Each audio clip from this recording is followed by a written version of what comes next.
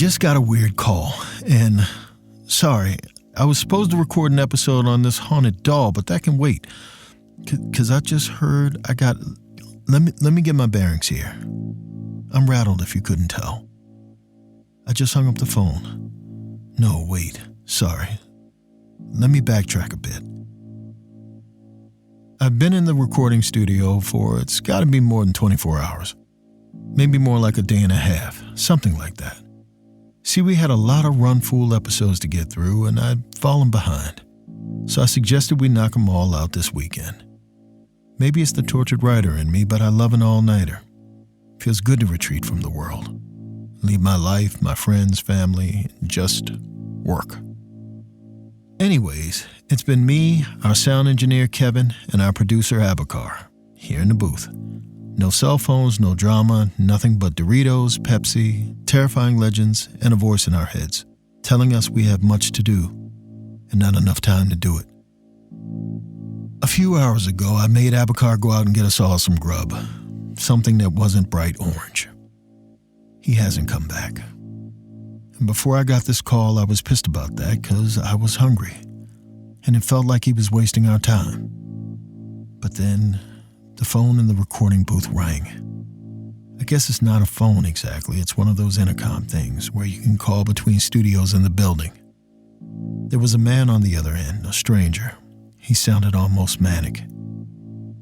I don't know if he could hear me, since he kept asking if anyone was there. Seemed like he hoped there was, though, because he kept talking. Told me quite a story. I'm going to need more time than usual to tell you this one. It's not some campfire fright night I can get through in a half hour. It's too big for that. Too irreversible. So I need you to buckle in and stay with me here. You hear that? Kevin just left. To see if there's any truth to what this caller said. If there is, it means Abakar isn't coming back. Kevin might not either. Because if what this guy said is true, everyone outside this booth is dead.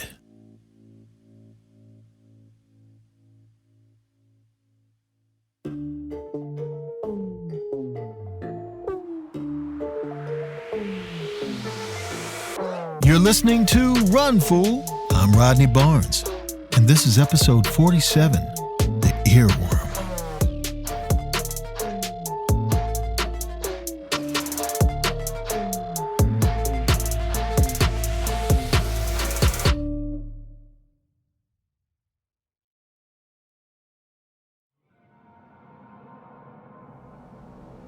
My caller told me his name was Luke.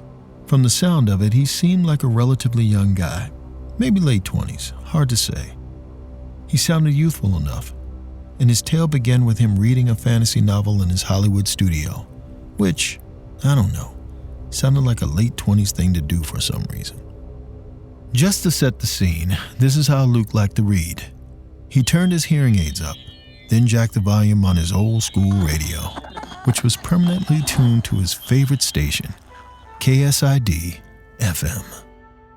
That way, one world dropped away, and he disappeared into another, with the smooth notes of LA's premier jazz station as his soundtrack.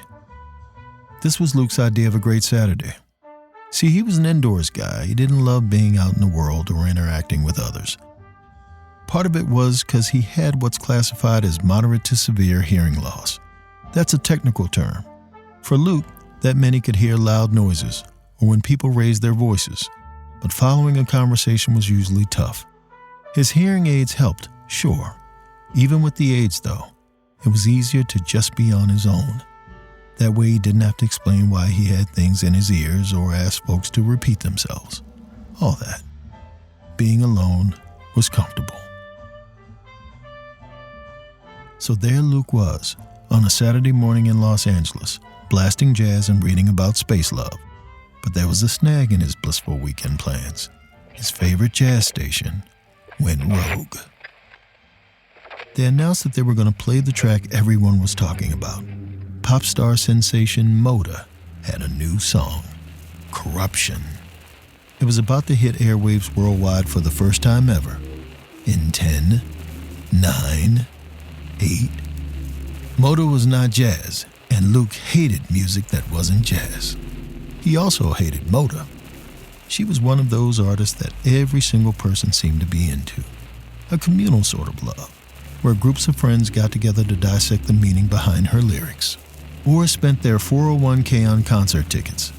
This new single, Corruption, it was all anyone had been talking about for months.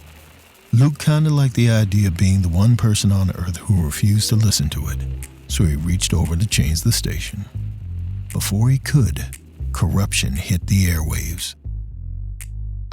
3 powerful bass hits started the song off. An energetic thud, thud, thud, all in a row. And then, a peppy melody erupted. At the same time, a searing pain tore through Luke's head. A messy feedback screamed in his ears. His hearing aids were fritzing. Luke quickly yanked them out. Like I said, his hearing was pretty limited without his aids. The apartment around him instantly faded into a muted haze. He could sort of make out the words of the song, but the repetitive pulsing melody made it difficult. He shut off the radio and sat there, a little confused and frustrated. This weekend was off to a bad start. Luke had stocked up on his favorite snacks, had a DoorDash order ready to go, was almost halfway through his fantasy novel too. Now, he had to go outside. Luke's audiologist was within walking distance, so he set out.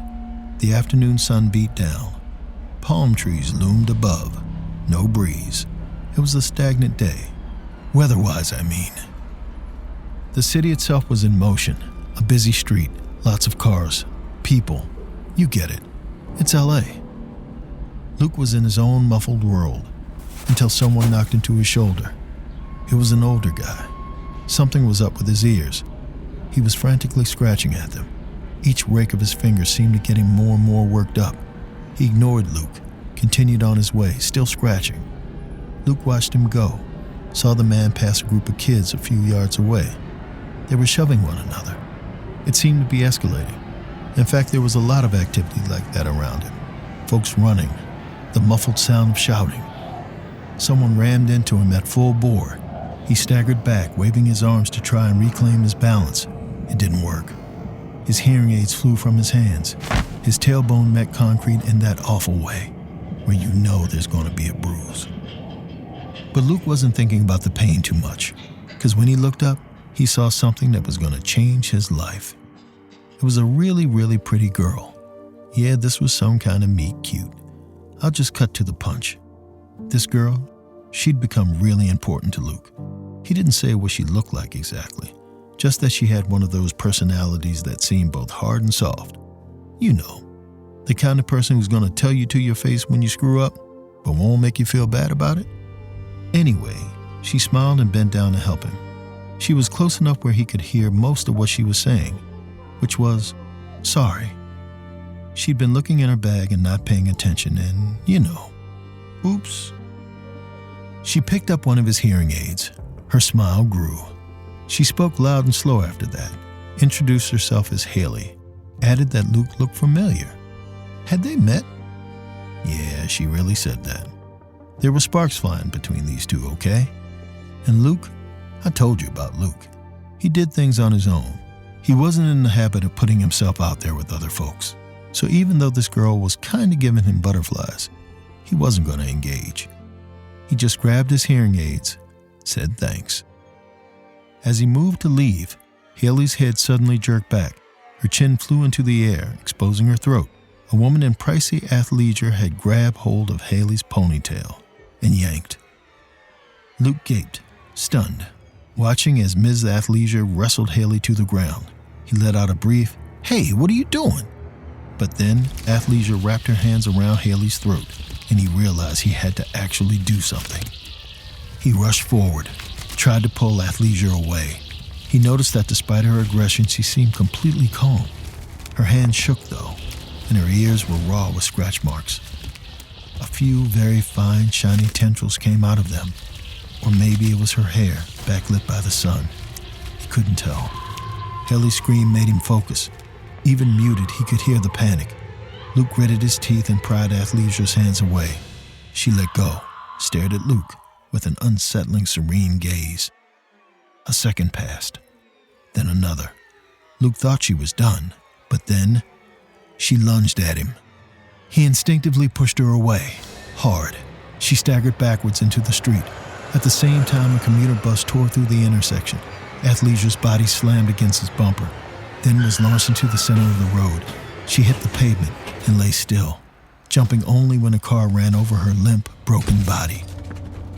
Luke gaped at the woman's corpse. It was a little hard to fathom, accidentally killing someone while you're on an errand. I sure as hell can't relate. Even Luke couldn't relate, because he was painfully confused. His brain was working too slow to decide what to do next. Death. Accident. Right. Police. He pulled his cell out, and then he felt a hand on his. Haley was trying to get his attention. She pointed at something over his shoulder. Luke turned. The street behind him was in chaos. He couldn't quite tell what was happening. Everything was in motion. Some people were clearly trying to flee, others were attacking. Luke couldn't distinguish the victims from the aggressors. He just saw bodies fall, cars crash. Some folks leapt into the road, yanking people out of their vehicles. Muffled sounds of violence rose around them. It was a war zone. You always hear stories about folks in LA being nutty, but this was something else.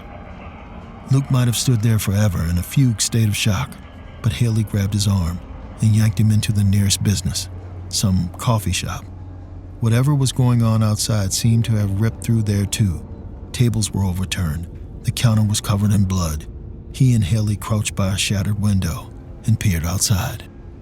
What they saw didn't make sense. Everyday people, police officers, hipsters, parents, whatever. They were stalking around the streets outside, coldly butchering anyone who didn't seem to be, well, like them. Luke saw one man take a trash can and smash it over a screaming biker's head. Again and again. A woman in an oversized sweatshirt stabbed a fleeing postal worker in the eye with the tip of her sunglasses. There was a horrible efficiency to these attacks. They were like solemn assassins, ripping folks apart as casually as one might bake a cake. So Luke was sitting there wondering what we're all wondering. Who the hell were they? Terrorists? People on a bad drug trip? Aliens? Zombies? He would have listed possibilities until the end of time, but he felt the floor vibrate beneath him. Footsteps. He whipped around. He saw the metal chair first, raised over the head of a wide-eyed screaming man. What? Did y'all hear that? That, right there. Sorry to interrupt the story, but someone's banging on my studio door.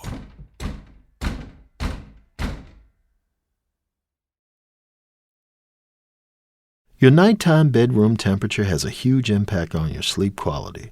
If you wake up too hot or too cold, I highly recommend you check out Miracle Made's bed sheets. Miracle Made sheets are inspired by NASA and use silver-infused fabrics that are temperature regulating so you can sleep at the perfect temperature all night long. These sheets are infused with silver that prevent up to 99.7% of bacterial growth, leaving them to stay cleaner and fresh 3 times longer than other sheets. No more gross odors. Miracle sheets are luxuriously comfortable without the high price tag of other luxury brands and feel as nice, if not nicer, than sheets used by some 5-star hotels. Go to trymiracle.com/run to try Miracle Made sheets today. And whether you're buying them for yourself or as a gift for a loved one, if you order today, you can save over 40%. And if you use our promo RUN at checkout, you'll get 3 free towels and save an extra 20%. Miracle is so confident in their product, it's backed with a 30-day money-back guarantee. So if you aren't 100% satisfied, you'll get a full refund. Upgrade your sleep with Miracle Made. Go to trymiraclemade.com/run and use the code RUN to claim your free 3-piece towel set and save over 40% off.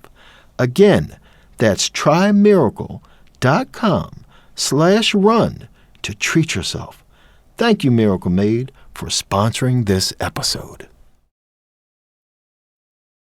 Oh, interrupting their playlist to talk about Defying Gravity, are we? That's right, Newton. With the Bronco and Bronco Sport, gravity has met its match. Huh. Maybe that apple hit me a little harder than I thought. Yeah, you should get that checked out. With standard 4x4 capability, Broncos keep going up and up.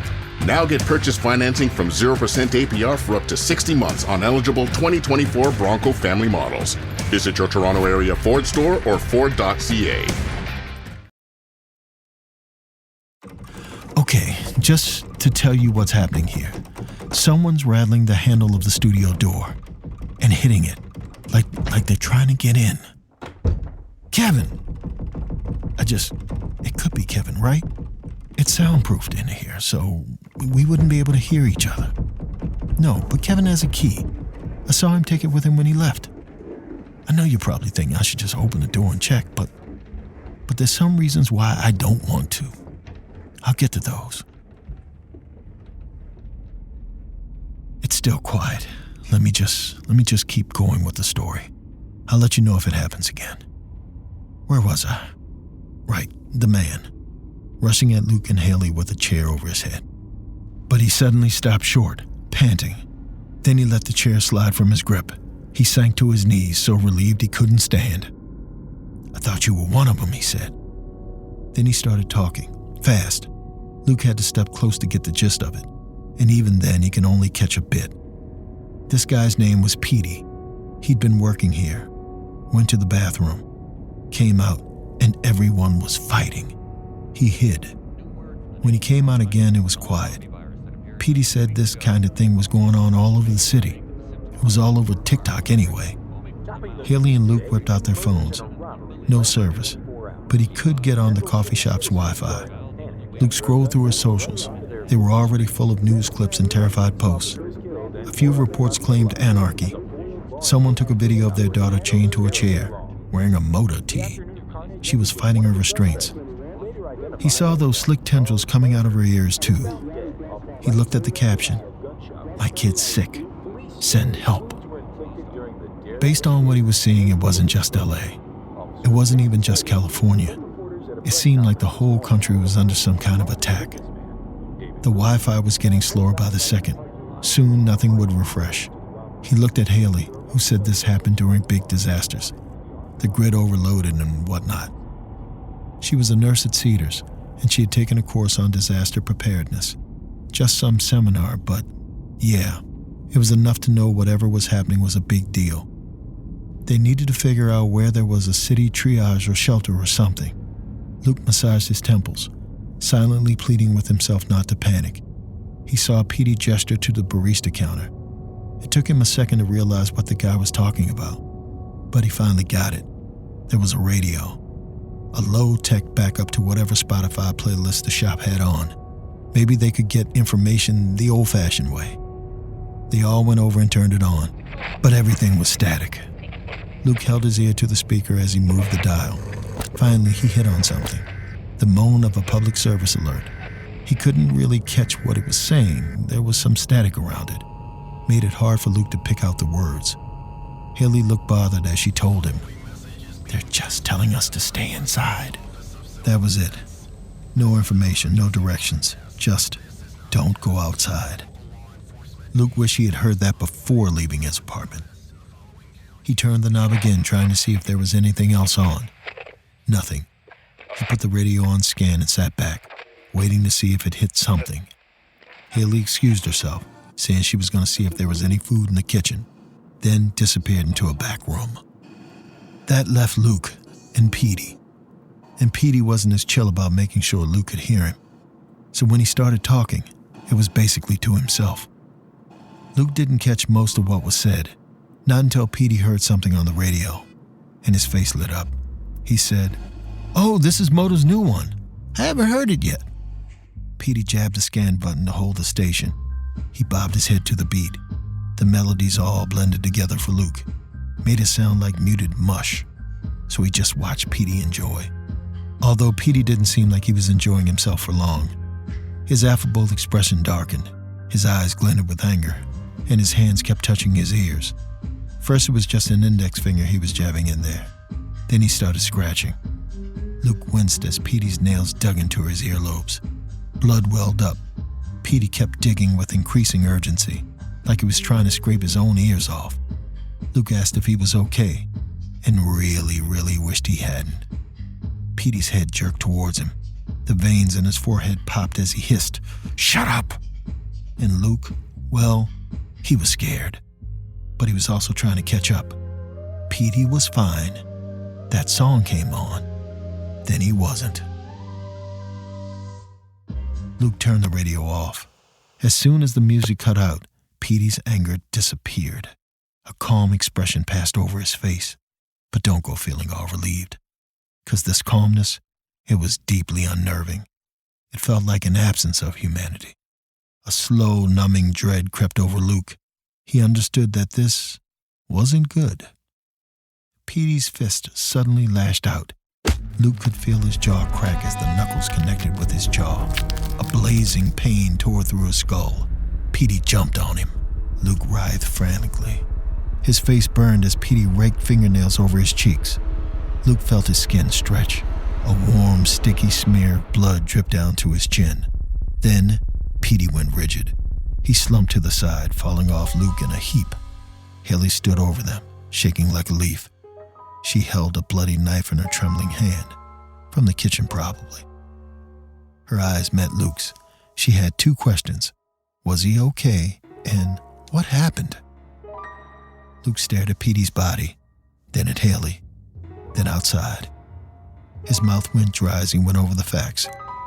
Petey started acting weird while listening to that motor song. His hearing aids broke while listening to it. All this crap happened on the day of its release. Yeah, it seemed like corruption had actually corrupted people. When he told Haley he expected her to laugh, 'cause it was ridiculous. He knew it. But instead, she sat next to him and examined his wounds. "Sounds possible," she said. In the next breath, she told him they should go to the hospital where she worked, Cedars. If there was a triage nearby, it had to be there. They needed to find another group. Safety in numbers, right? This stopped Luke. Large groups made him uneasy, especially now. He'd be better off on his own, waiting out this horror at his apartment, in his comfort zone. He said as much to Haley, who looked bummed. She admitted she didn't want to be alone and wondered if Luke would reconsider. There was a pleading note to her voice. Luke hesitated. He wasn't a jerk. Haley clearly needed his help, and truthfully, Haley was someone he wanted to help. So he nodded. She looked relieved, then tucked the knife into her waistband. She said they could cut through the grove. They'd be at Cedars in 30. For those of you who don't know, the Grove is an outdoor shopping mall, full of pricey shops, a movie theater. It even has its own little train. Google Maps calls it chic. I call it a tourist trap, especially on a weekend. Anyway, Luke followed Haley outside and almost puked.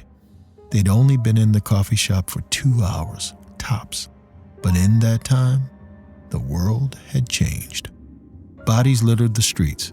I'm talking about dozens and dozens of corpses, all lying in pools of their own blood. Idle cars filled the road. Their drivers were either missing or slumped over in their seats, not moving. The mass of confusion and violence seemed to have rolled through this section of the city already. This was its aftermath. Luke carefully stepped around a smear of blood on the sidewalk. His whole body was tense as they crept to the end of the avenue and rounded the corner. The street was empty. The coast, clear. Luke could see the grove ahead. He wondered where everyone was. Did they run? Flee? Had everyone killed one another? Then Haley asked Luke if he heard something. Luke strained to listen. He heard a faint, repetitive snapping sound. It took both of them too long to realize where it came from. Right next to them.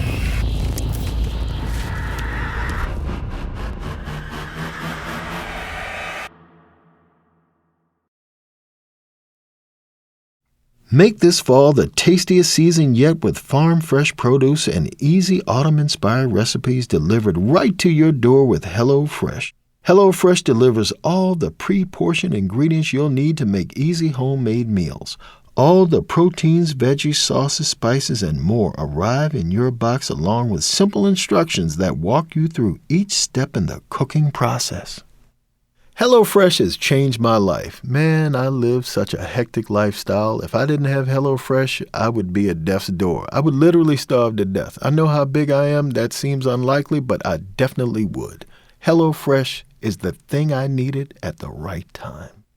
Get 10 free meals at HelloFresh.com/freefool. Applied across 7 boxes, new subscribers only. Varies by plan. That's 10 free HelloFresh meals just by going to HelloFresh.com/freefool. HelloFresh, America's #1 meal kit. After decades of shaky hands caused by debilitating tremors, Sunnybrook was the only hospital in Canada who could provide Andy with something special. 3 neurosurgeons, 2 scientists, 1 movement disorders coordinator, 58 answered questions, 2 focused ultrasound procedures, 1 specially developed helmet, thousands of high-intensity focused ultrasound waves, 0 incisions.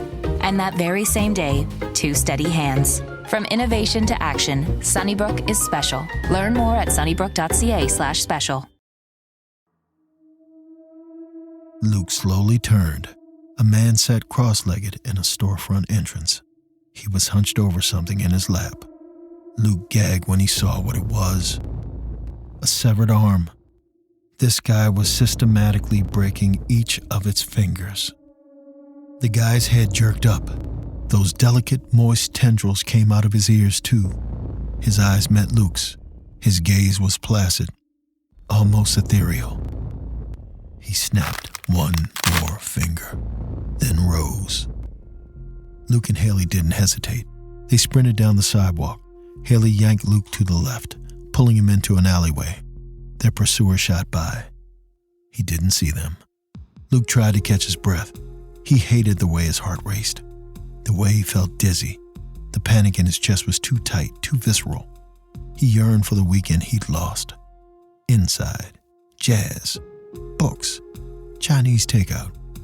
Then he felt Haley's soft hand grip his, and that pain in his chest got even worse. Stomach flipped over in somersaults, too. Damn. Holding Haley's hand ignited his fight-or-flight instinct, just as much as running for his life did. The rest of the journey was slow. They peered around corners, took cover behind cars. It had only been a few hours since Luke left his house, but Los Angeles already felt like an apocalyptic wasteland. Wrecked vehicles, abandoned streets, smoking buildings. They saw a few more people, if you could even call them that. Those horribly stoic butchers, stalking around covered in blood, scratching at their ears, and looking for someone else to maul. Each time, Haley and Luke were able to sneak by undetected. Finally, they made it to the Grove. They entered the mall by the valet. Haley had her knife raised. They passed next to some ritzy candle shop. The oaky scents of pricey perfume drifted through the air. Their surroundings were surprising. The Grove was empty, and not ravaged empty. It was more like no one had been there at all. Luke felt himself relax. Then he heard a faint thrumming sound. He looked up. There was a speaker at the corner of the movie theater. It was playing music. Right. The Grove always had some lame shopping playlist going on repeat. This made Luke uneasy. What if the Grove had played the Motor song? If this place was as packed as it normally was, that meant a whole lot of folks had heard it. But if that was the case, where was everyone? He told Haley to find something for her ears, just in case. He nodded to the speakers. She got it. Pulled a crumpled napkin from her pocket and ripped it up. Jammed it into her ears as they rounded a corner. And finally discovered what had become of all the weekend shoppers. A carpet of corpses spread out around them. Some were ridden with teeth marks. Some were scratched or beaten within an inch of their life. One poor soul lay face down in the fountain. A patio chair leg was jammed through their back. The hot sun above beat down. Flies buzzed. There was a whiff of rot under the scents from the candle shop. Then Luke heard that sound. The muted triple bass hit of Moda's opening number, coming from the Grove speakers. He looked at Haley in panic. She smiled at him. Luke relaxed. She couldn't hear it. The napkins worked. Something moved out of the corner of his eye. A woman emerged from the Apple store, as if the song had drawn her out. She stared at them. Her hands twitched at her sides. Her poised face was covered in something. Blood. Her face was covered in blood. Not hers, Luke guessed. Before Luke and Haley could move, another figure stepped out of the store behind her. Then another. More came out of the Barnes & Noble across the corridor. And listen, they were all the same. A mass of people, calm and deadly, with worm-like ribbons coming out of their ears, and blood all over their faces and hands, from those they'd expertly ripped apart. At this moment, they stared patiently at Luke and Haley, who had yet to run, because our heroes were in shock. But also, there was a tentative balance. No one had moved yet. Both groups seemed to know once they did, all hell would break loose, which is exactly what happened. The others swarmed after her. Imagine this. These aren't rabid living dead types or mindless robots. They're people, a moving wall of living, breathing humans who seem to have been rewired to kill, and to do so without rage or angst or insanity. It's just their instinct. It's what they do. It was, in a word, ghastly. Luke and Haley ran for their damn lives. Luke could feel the ground shake as the murderous army charged after them. The muted timbre of their calm, taunting shouts called to him, letting him know how close he was to being ripped apart. As they shot into the garage, a pair of hands suddenly yanked him into a stairwell. A heavy metal door slammed shut behind him. Luke flailed, fighting off whatever had him in its grip. But he stopped when he felt Haley's touch. She'd been pulled in too. When he looked around, he saw who'd grabbed them. An older couple. They were maybe in their 60s. They didn't look like the other psychopaths out there. They seemed normal, because they seemed scared. The woman pressed a finger to her lips. They watched the door. Luke could feel a rough vibration beneath him. The horde was running past, looking for them. He watched Haley close her eyes. Her lips moved silently. A prayer, perhaps. They sat there for what felt like an eternity, waiting to see if they would be found. Finally, the vibrations died down. All was still.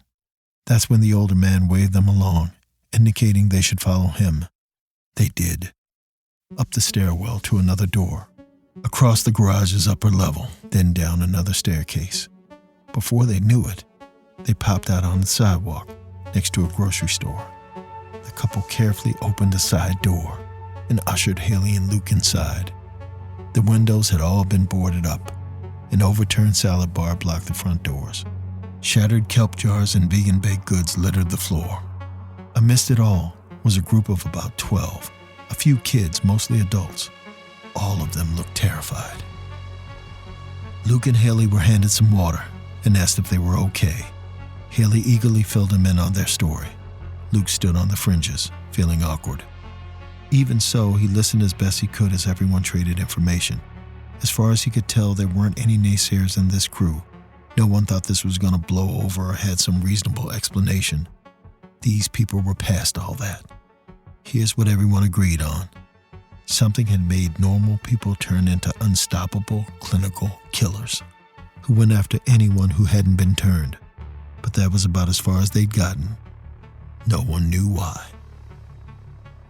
He vaguely heard Haley say his name. She was telling the group about Luke's theory, that the Moda song caused all this. Of course, everyone seemed skeptical, lots of high eyebrows and looks exchanged. But then Haley asked if anyone there had heard the song. That was a no. More than a few of them were won over by that. One of the group members, Gussie, spoke up. Her voice was clear and decisive, so Luke could actually hear what she said. She worked in drug research. And listen, she wasn't a pro by any means, but she'd done some neurological projects in the past. And she had a theory. Those tendrils, the ones coming out of their ears, she thought they were nerves from the brain that had gone haywire. So maybe there was some kind of sinister sequence planted in that song. Something that made those nerves writhe like little worms, driving the brain mad.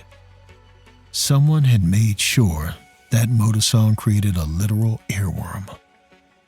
The group all started talking at once. Some were adamant that it had to be a government soldier training experiment gone awry. These people were like cold assassins, militaristic ruthlessness. Or maybe it was a foreign attack, aimed to make sure the U.S. descended into chaos. A few people said maybe it was Mota herself. Luke couldn't tell who to focus on. The murmur of voices all blended together. It was too much. This was what he hated. It confused him, but it also made him feel small and out of place. He suddenly couldn't breathe. He had to be alone. He drifted away towards the back, where he found a storage room. Once inside, he bent over, hands on his knees, waiting for the panic to subside. The air was cool back there. The lights were all off, making the whole room feel womb-like. It was the respite he needed. Back there, on his own, he felt safe. Someone grabbed his shoulder. Luke whipped around. It was Haley, checking on him. Said she had good news and bad news. The bad, Cedars was overrun with those things. They couldn't go there. The good, one of the people in there was a cop. He'd heard something on the radio before it went silent. There was a safe zone at LAX. They were airlifting folks out of the country there, trying to get them anywhere that was elsewhere. "Isn't it great we found this group?" Haley said. "We can travel to LAX." Luke was about to remind her that this wasn't the plan. He still wanted to splinter off, go back to his place. But he didn't say that, because Haley put her hand on his arm, and he felt his legs turn to putty. His chest got tight, and it felt a lot like fear, except warmer. See, Luke had just realized he wanted to kiss her. That warm feeling vanished a second later, though, because Luke noticed something that made his blood turn to ice. The storage room had a back door that led to an alleyway. It was open. It hadn't been open a second ago. Luke peered into the shadows by that door, stared hard, until his eyes adjusted, and the outline of a figure appeared, watching them. It was a worm.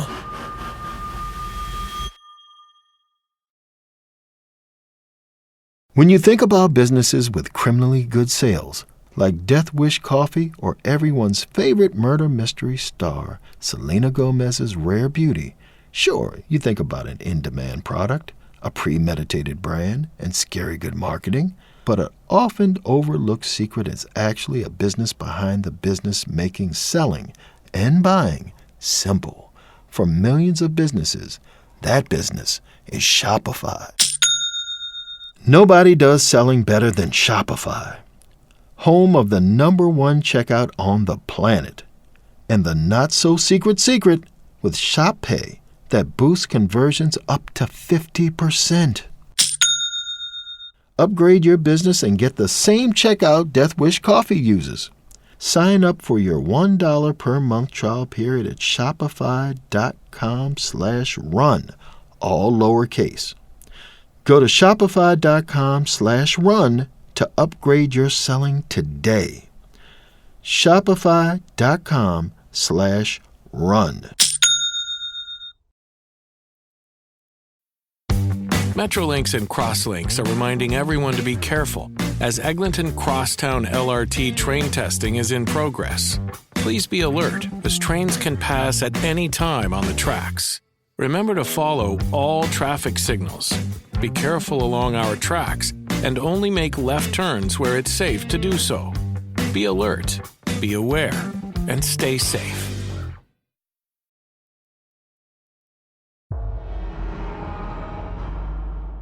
That's what Luke had decided to call these people who weren't people. Worms. All at once, the figure rushed out of the shadows. Their face was placid, their arms outstretched, as if offering up a deadly hug. Luke yanked Haley with him as he booked it for the door. They flew through, slammed it shut. The others in the store turned to look at them. Luke sputtered, "They found us!"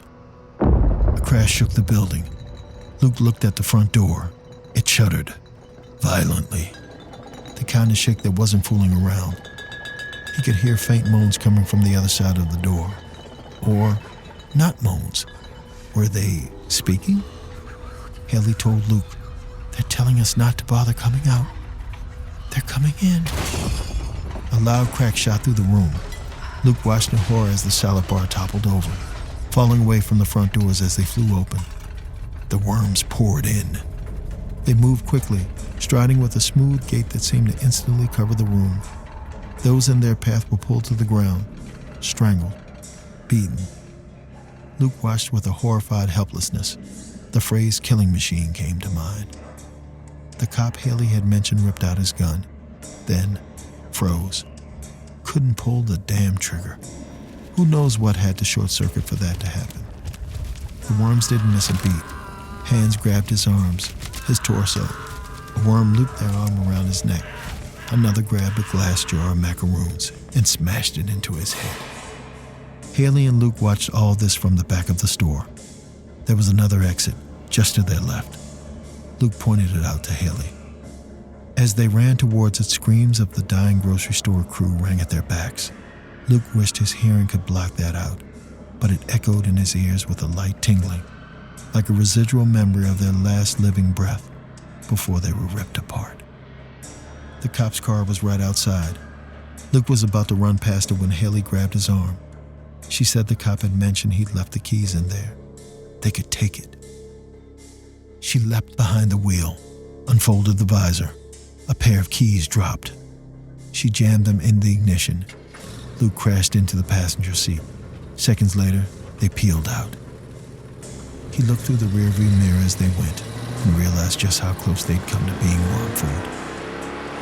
The sidewalk they'd run down and the streets by the grocery store were packed with people. There had to be hundreds of worms there, and they were all quietly watching Luke and Haley drive away. Haley and Luke were quiet as they drove. Los Angeles was burning, literally. Mid-city was mostly ablaze. Culver wasn't much better. Shattered storefronts, trash and bodies everywhere. Haley had to leave the road a few times and drive along the sidewalk to avoid mashed-up cars and debris. Incredibly, they didn't encounter many worms as they went. They saw a few fighting in the distance, heard the occasional scream, but it seemed luck was on their side. Even so, Luke's jaw hurt from clenching his teeth the whole way. They had decided to go to LAX to try and get out via the safe zone. Luke wasn't an idiot. He understood by now that going back to his apartment was a death sentence, but he was also dreading it. Safe zones, triage, and all the people who came with those kinds of spaces. Well, it just made him nervous, that was all. He was so on edge, he almost didn't notice when they arrived at the airport. The sun was setting, but Luke could still see two massive concrete barriers up ahead. At the road to the arrivals gate, army trucks were gathered on the other side of it. A few guards were positioned in the road, leaning against the barriers. But then he saw a few oddities. A coil of smoke rose out of the hood of one of the trucks. The khaki uniforms were very still, and as they drew closer, it was clear they weren't leaning against the barrier. They were slumped, in puddles of their own blood. Their rifles lay discarded on the ground in front of them. They'd been shot. On the road by Terminal 1, bodies were scattered. Glass littered the ground. If this had been a safe zone before, it wasn't anymore. Haley pulled a Yui and drove for a few more minutes. Then she pulled over and put her head in her hands and cried. Her strong, resilient armor had gotten her this far, but she was too exhausted, and this disappointment was too great. Luke had no idea what to do. Should he touch her shoulder? Say something nice? Yeah, he was a little frozen by indecision. He'd never really had to comfort a crying girl before, and he was pissed at himself for not knowing how. He lifted a hand, trying to get the courage to place it on her arm or something, but instead he chickened out and lunged for the radio. He told Haley to put the napkin in her ears while he flipped through. He pressed his own ear to the speaker. A few stations were blaring that motor song. He blew past those fast. Static, static, static. Then he heard someone's voice. A newscaster. It was in and out, barely coming through. Luke couldn't hear it. It was too jumbled, so he had Haley listen, then relay. It was bad news, the worst news. They already knew this thing was countrywide, but this journalist was saying the whole world was under siege. Europe, Africa, Asia, any place that song got released had descended into chaos. Luke shut the radio off. They sat in silence for a while. Then Haley suggested it wasn't all hopeless. Think about the remote places in this world. Those who didn't have the internet or Spotify or whatever. They were probably fine, right? They could get a boat and find a small island where people might be gathering. Her eyes filled with tears again. She said, sort of pleading, "It can't just be us. Humanity always finds its way back together, right?" Luke stared at his hands. It's funny how different people react in the same situation. See, Haley was yearning for connection as the world came to a close. And Luke thought about Petey, those people at the grocery store. They all just proved his point. More people meant more risk, more anxiety, more loss. And it was kind of annoying she still didn't see that. He felt the stress, trauma, you name it. It all built up. And he blurted out that Haley could go try and find others if she wanted. He was going to stick to his own lane. It was his best shot at survival. Haley wasn't listening. She was staring out the windshield, looking worried. Luke followed her gaze. They'd idled by SoFi Stadium, one of LA's biggest stadiums and concert venues. A massive marquee had been erected by the entrance, flashing sporadic ads and slogans, lighting up the dim parking lot with its neon glare. One of the slogans read, "Moda's Last Stop." Moda's tour had been selling out at every stop, and tickets to the LA concert were impossible to come by. That's because LA was where she was supposed to perform her new, highly anticipated single, live, on the day of its release. The point was, SoFi held thousands of people. You can bet each and every one of those seats had been occupied, and each of those ticket holders had probably been leaning forward in their seats, ears as wide open as their hearts, ready to hear the song that would destroy them. Haley threw the car into reverse and backed up. Almost immediately, the vehicle shook and metal crunched. She'd hit a car parked on the street behind them. She turned the key in the ignition. Their seats shuddered as the engine moaned. It wouldn't start. Luke tried to stay calm. They were far from the stadium. A whole parking lot separated them from it. If there were a bunch of worms inside, they probably didn't hear. Maybe that was true. Maybe they didn't. Or maybe they had. It didn't matter. Because the fact was, when Luke looked at SoFi's entrance, a handful of worms had appeared. The floodlights from the grounds illuminated them. It was bright, really bright. So even from across the parking lot, Luke could tell they were staring right at them. And then they broke into a jog. As they left the entrance, more worms appeared, forming a line of sprinting executioners, heading straight for Haley and Luke. Whoa, whoa, whoa. That was the studio shaking. What's going on?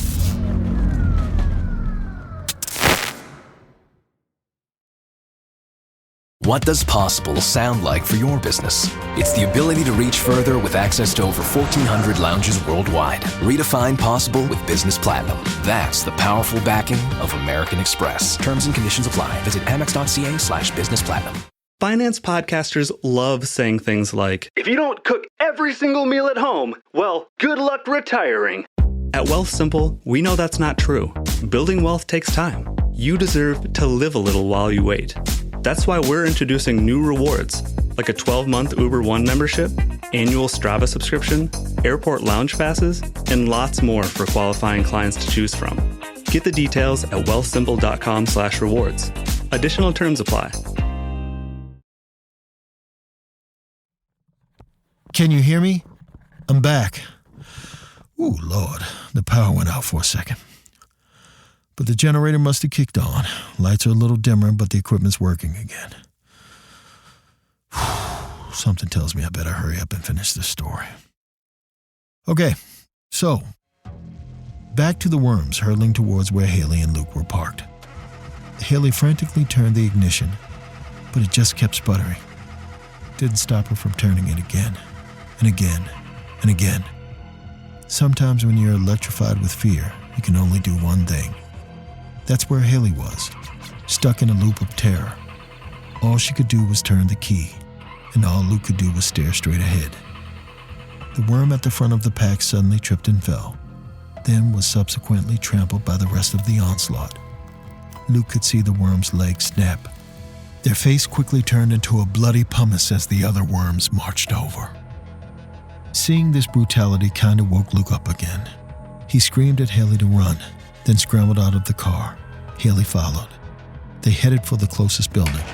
They flew inside and pushed the glass double doors shut behind them. Haley looked around for something to lock it. Noticed an old mic stand leaning against the wall. She shoved it through the handles. They both stepped back. Just as the worms hit the door, the leaders flattened their bodies against the glass, pounded their fists against it with firm, decisive punches. Emphasis on the decisive. There was nothing frantic about their movements. They weren't upset or impatient. It was as if they knew the door was going to shatter eventually. They were going to get in. Luke watched a crack shoot across the glass. It wouldn't last long. He looked around. They were in some kind of recording studio. All the lights were on. The glare was a little aggressive after coming from the evening outside. Well, there was nowhere to go but deeper inside. Haley led the way, clutching that knife she'd taken from the coffee shop. Luke fell into step behind her as they headed down a long corridor with empty offices and sound booths lining the sides. Then they turned a corner. Two worms were a few yards ahead, huddled over a corpse. One of them had a bright red emergency axe in their hands. The person on the ground had clearly bore the brunt of it. Their face was all cut up, bashed in. Blood covered the walls around them like a ghastly, abstract mosaic. Haley and Luke backed up, but one of the worms' heads jerked towards them. The nerve tendrils at their ears danced. The other worm looked too. They slowly stood. One of them whistled, and a handful of other worms appeared, creeping out of offices, recording rooms. The fluorescent light made the whole scene feel even more violent. Luke didn't like how much he could see, but at the same time he couldn't look away. One of the worms seemed injured. Her arm hung at an awkward angle, but it didn't seem to affect her. She smiled at Luke and said, loud and clear enough for him to hear, "Oh, hello." The words felt like ice. They turned his stomach to lead. He lunged for the stairwell. Haley leapt in after him. They hurtled up the stairs, Luke in the lead. He had no idea where to go.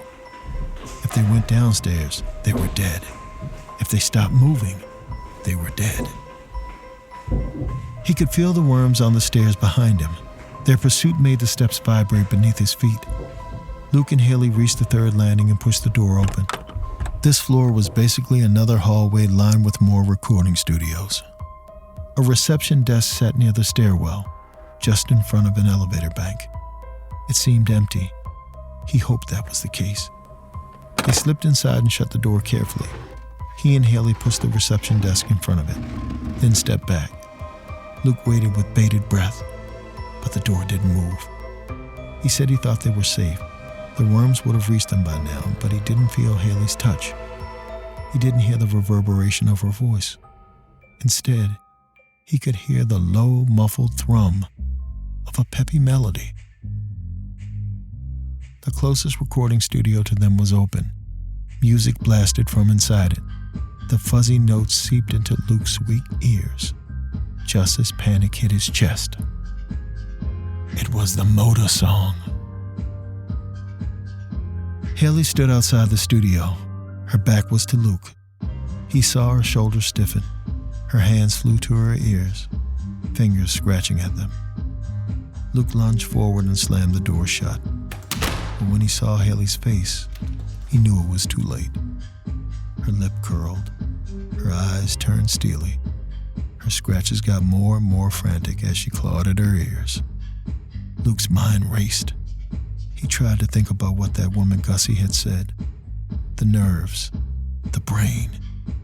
If she was right, it meant that worms were still people, just with malfunctioning equipment, which meant that Haley had to be in there, somewhere. So Luke did the thing he'd been avoiding, the thing that scared him even more than those worms. He kissed her. Her lips were warm.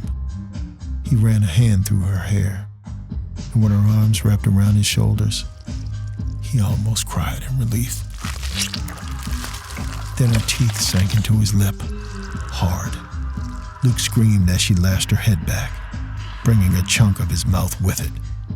Before he could move, a blazing pain exploded in his abdomen.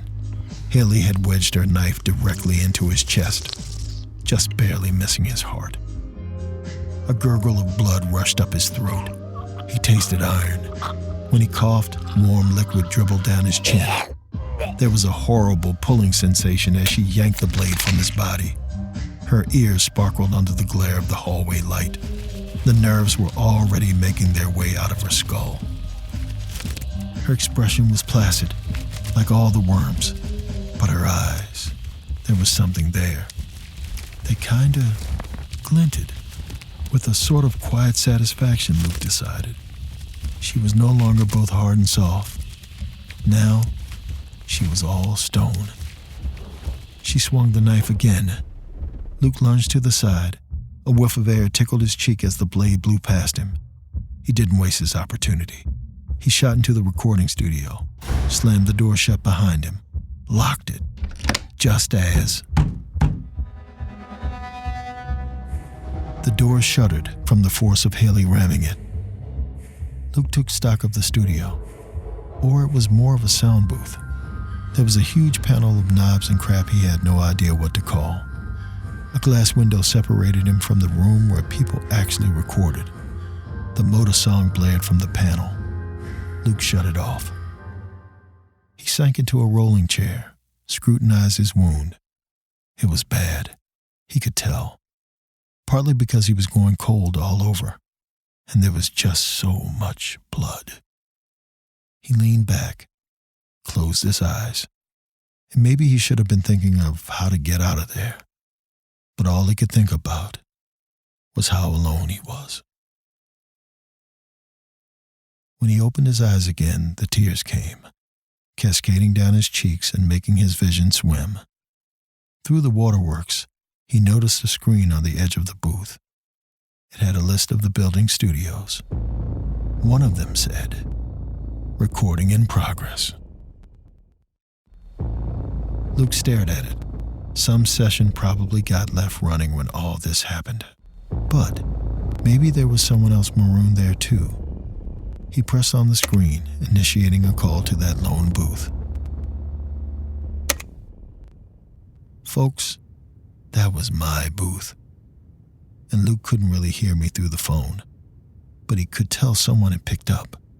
So he spilled his whole tale, all while blood poured out of his chest, his heart broken in more ways than one. As he reached the end of his story, he saw something move on the other side of the glass. Haley had gotten into the recording section of the booth.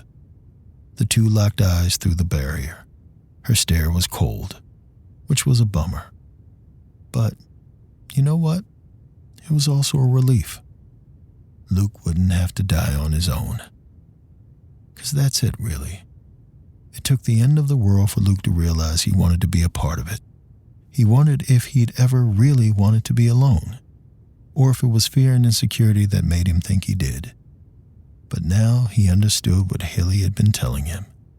People needed connection. It's a part of humanity.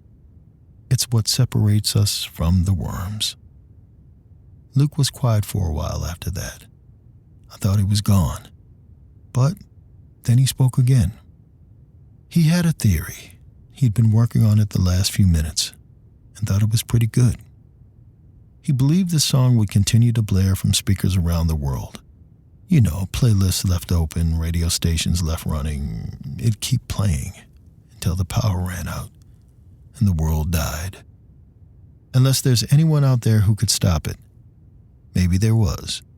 He learned from his fantasy novels and from Haley that humanity kind of refuses to be stamped out, especially when it joins together.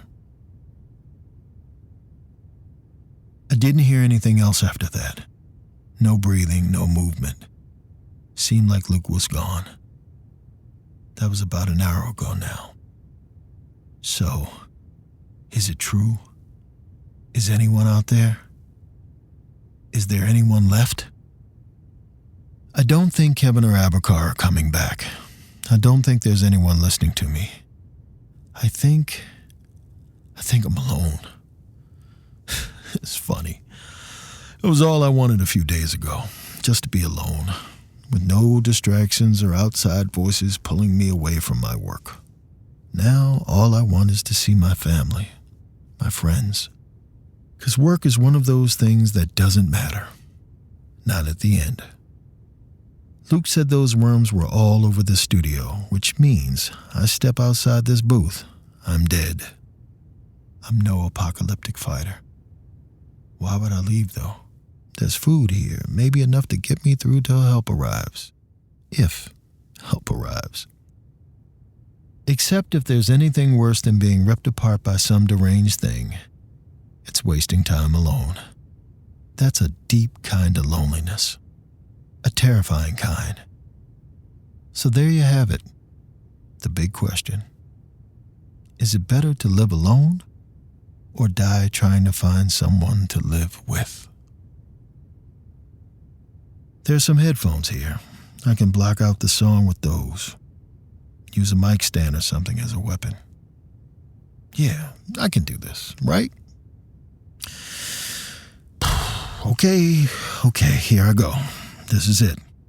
I'll either see you on the other side, or I won't. But yeah, I hope I do.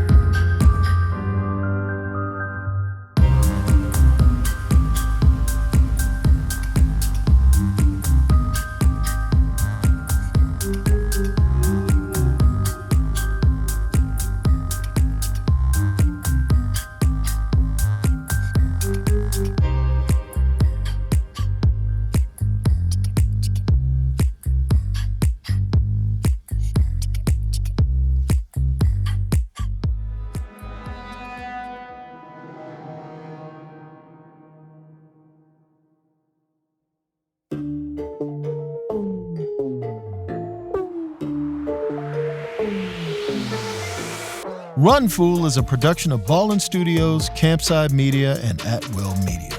It is hosted and executive produced by me, Rodney Barnes.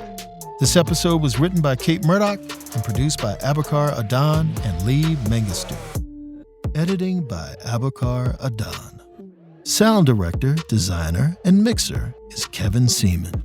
Coordinating producer is Avery Siegel. And artwork by Jessica Clogston-Kiner. Production support by Jeremy Bone and Cole Lacasio. Special thanks to our operations team, Doug Slaywin, Ashley Warren, Sabina Mara, and Destiny Dingle. Executive producers at Ballen Studios are MrBallen, Nick Witters, and Zach Levitt. Executive producers at Will Media are Will Malnati and Rosie Guerin. Executive producers at Campside Media are Matt Scher, Josh Dean, Vanessa Gregoriadis, and Adam Hoff.